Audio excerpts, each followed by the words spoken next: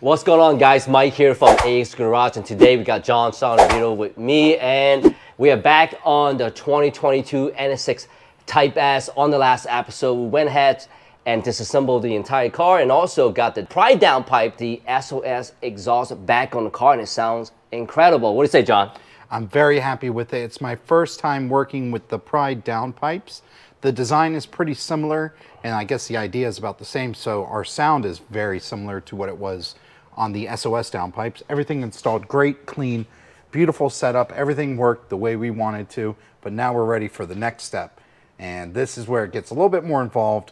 If this wasn't involved enough for you, for us, we've done it a few times, so it moves pretty quick.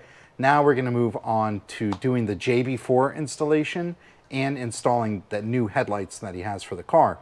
So when we do that, we're gonna get the car down the ground, strip all the carbon fiber engine covers off of it, and that'll give us access to the engine. So I think that's where we're gonna start, then we'll move up to the front afterwards.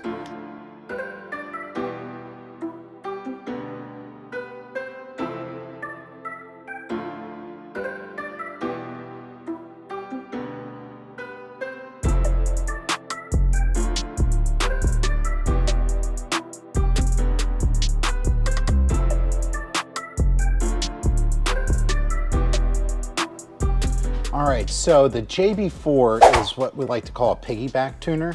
What it does is it runs a sub harness that goes in line of a few important sensors on the car.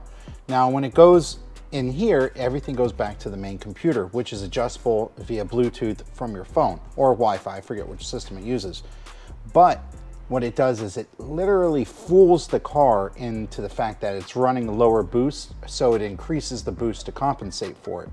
So it's not an actual tune per se, it's what we like to call a piggyback. What it's doing is fooling the computer to run more boost, which gives you more power in return.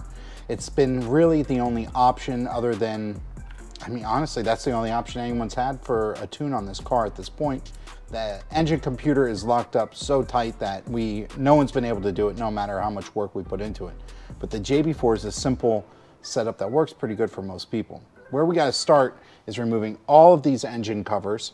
When we're in here, we're gonna be replacing these charge pipes here with a different setup as well. Aluminum one from SOS that we had Bumper Brian, or Acura Painter, whichever you like to call him. I like to go by his OG name. He took care of those for us. Paint Society, by the way. Yeah, that paint guy, Acura Painter, Paint Society. He's got a bunch of different names. They also call him Brian. But so we'll get all this off. And once we get all of this off, this will also give us access to the top of the struts where we need to get to the electrical connector. It's also going to give us access to what we need to install the JB4 in the downpipe. So let's go ahead and start pulling all these off.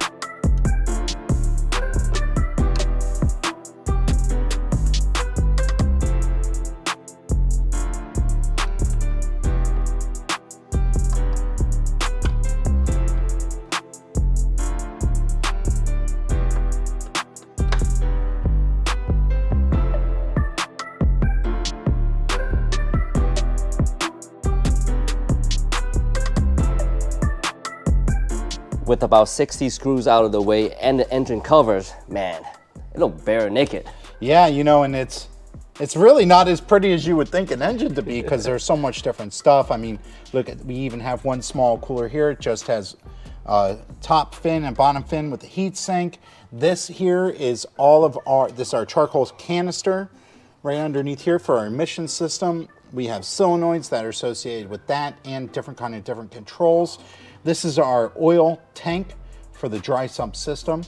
And the funny thing is it has two intakes and they run Honda Civic air filters in there. So it's a pretty neat thing on that. So as you can see, there's a lot going on, 2 throttle bodies. This engine is a 3.5 liter Cosworth engine, direct injection and port injection for when it goes into high boost. So that means 6 injectors, 2 into the engine, and I should say 6 into the engine, and then 6 into the port on the intake manifold. So this thing is built to perform, and we're gonna make it perform even better. You talking about that earlier off the camera. You were telling me, what are these pipes for again, John?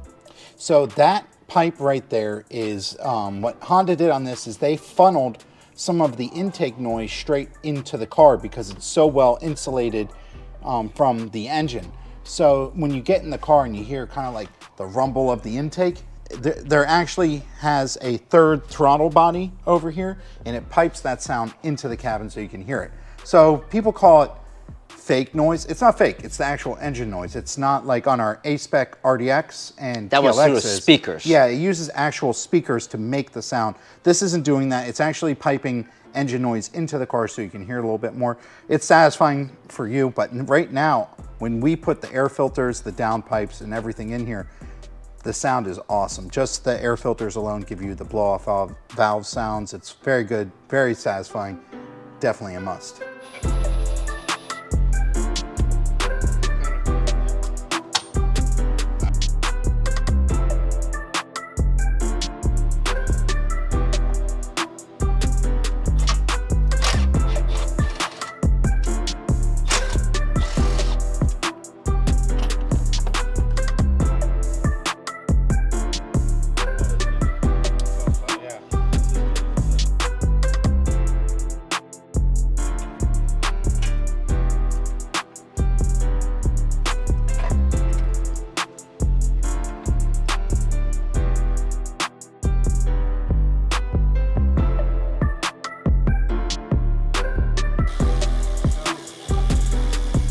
We're all in here. Takes a few different hands to hand tools, and this is really the only position where you can get an angle on anything and see. So we've already got half the harness run. There's a boost sensor over there. There's another manifold sensor under here. We have a boost sensor that's back behind the PCM, and we're also going to mount the JB4 on this frame rail right behind the PCM. So we already got a bunch of things taken out, and we're going to start now by removing the PCM, which is tucked way down under here, so that we can get to the last sensor and mount the ECU. So let's go ahead and take it off.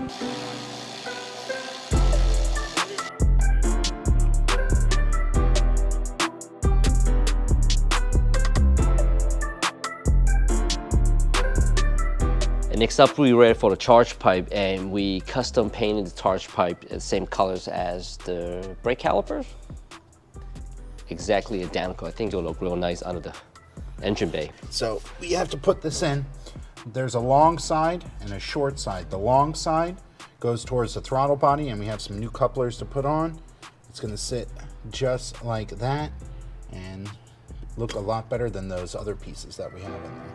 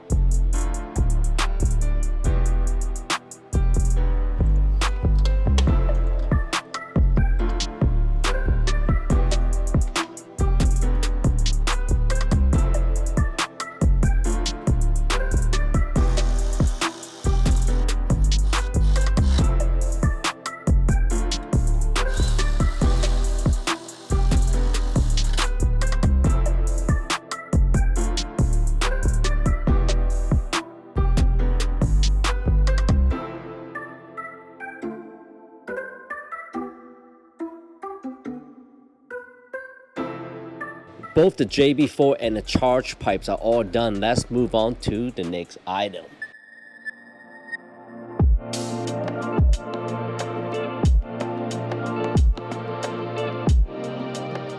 And next up we have a set of European headlights.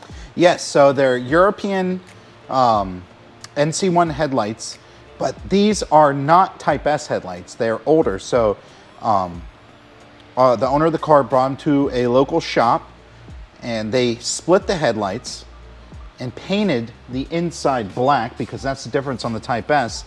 But the European ones come with this reflector clear and not amber like it is in the United States. So that's really what the difference is. So we're gonna go ahead and swap these out. This should be a 1, 2, 3 thing. I don't think it should be that difficult at all. It looks like there's about 3 bolts that hold the headlight into place, and that's about it. We got one here, there's one way down here, and then we got a guy on the side here. So it should be pretty simple. We just gotta start by taking it apart.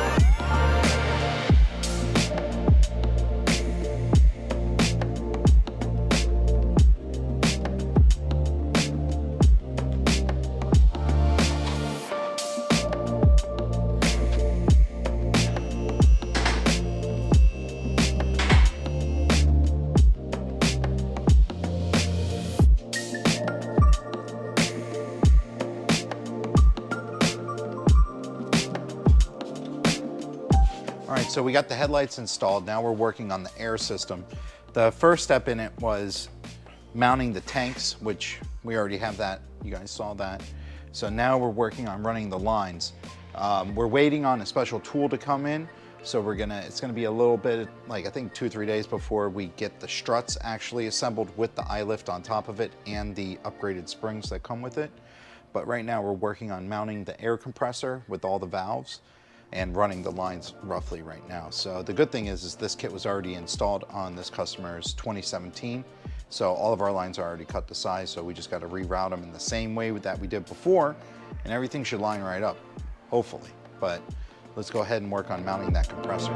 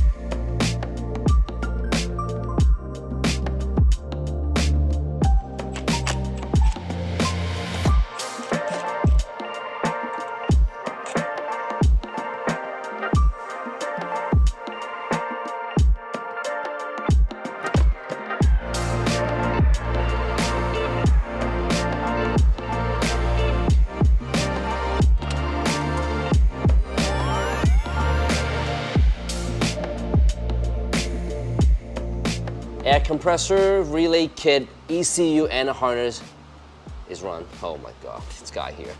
All right, so We have to still run our harness into the car. It's going to go through this grommet because we have to tap into the CAN communication system because this is controlled through the cruise control switch.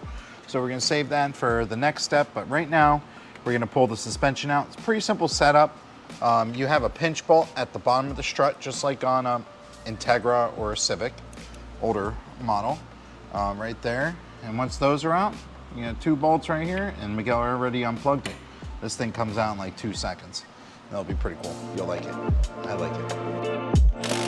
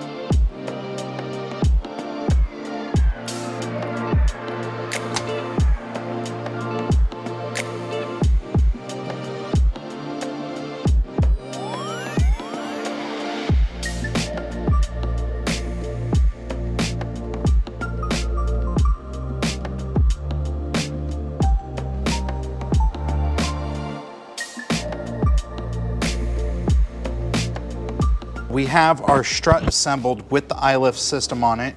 So the iLift system comes with the lower perch here, which lowers the car 24 millimeters. It comes with the Swift spring. That is the proper diameter in order to fit inside of the iLift cuff. This is the air cylinder. This has a inner cylinder that when it's pressurized through this air port, will raise the car up about this distance here, about 3.5, 4 inches. And then we have our new upper mounting point, and this is what mounts into the body of the car. And this is where our airline goes in. So it's all set up onto the factory strut. And now we have to install it in the car, make sure that we put this into the proper location, and run our airlines, which we already have kind of halfway mocked out on the car. So once we go ahead and install the 4 struts in the car, we'll go ahead and start running our lines.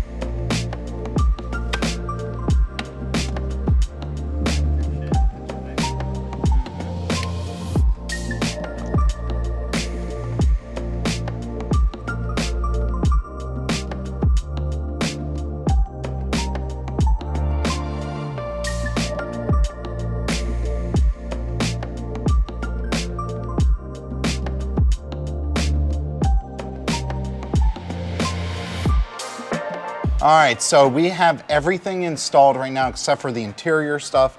So what we're gonna do now is go ahead and put our bottom paneling back on. We have one big panel underneath here. We have our panels up the middle and then the rear undercover. Then we're gonna go ahead and I think do some wheel spacers on it. Yeah. And at the end, the last step will be inside. We'll take apart the interior to gain access to the CAN system.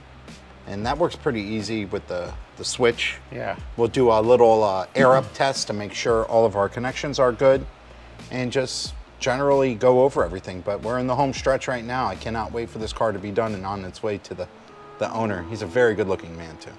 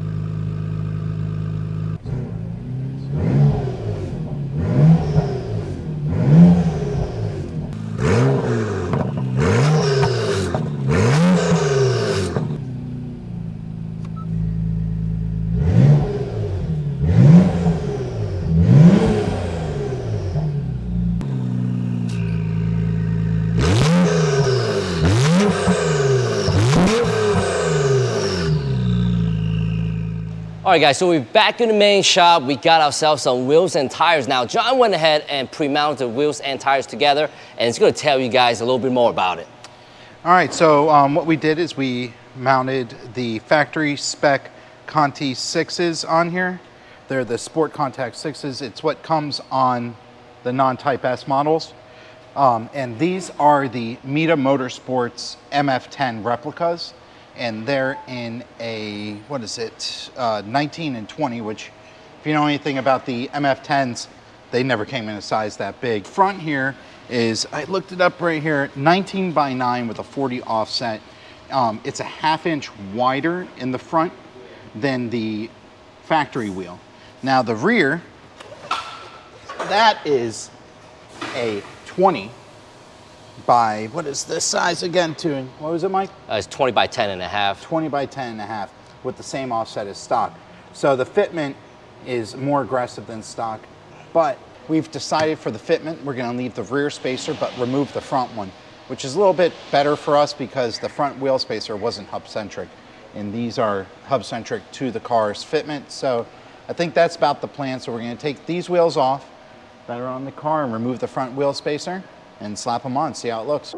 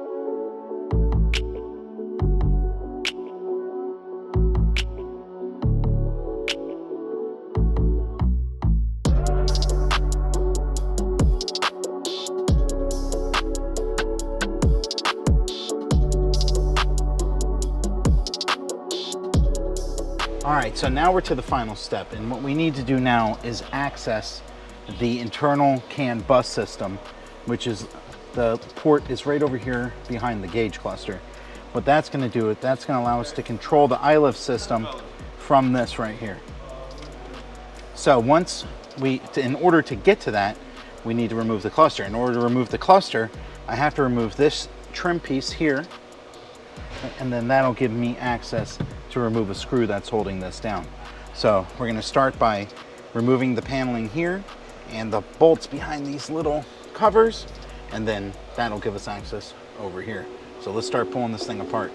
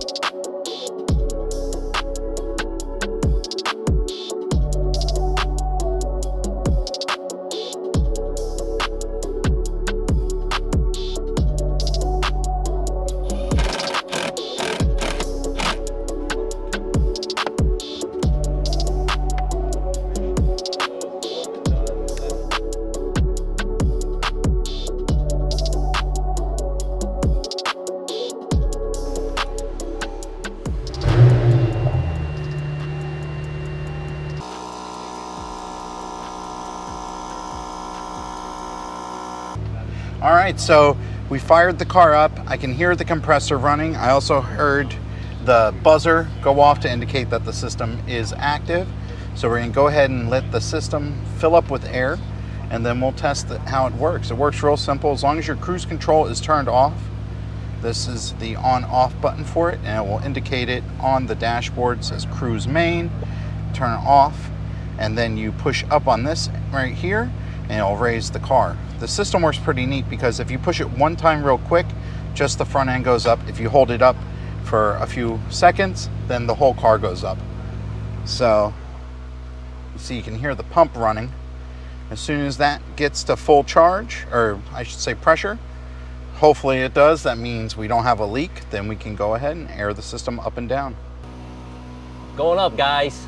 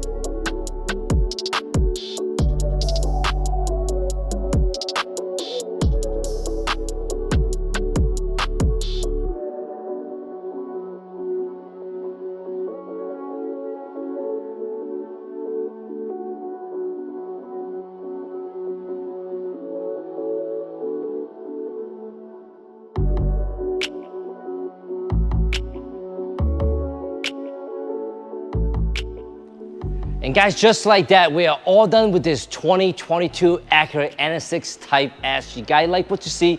Make sure to consider to subscribe to our channel and also turn the notification. And don't forget, follow us on our social media pages, both Facebook and Instagram at Acura Honda Classics. My name is Mike, behalf of Ace Garage. Thanks again for watching. We'll see you guys next week.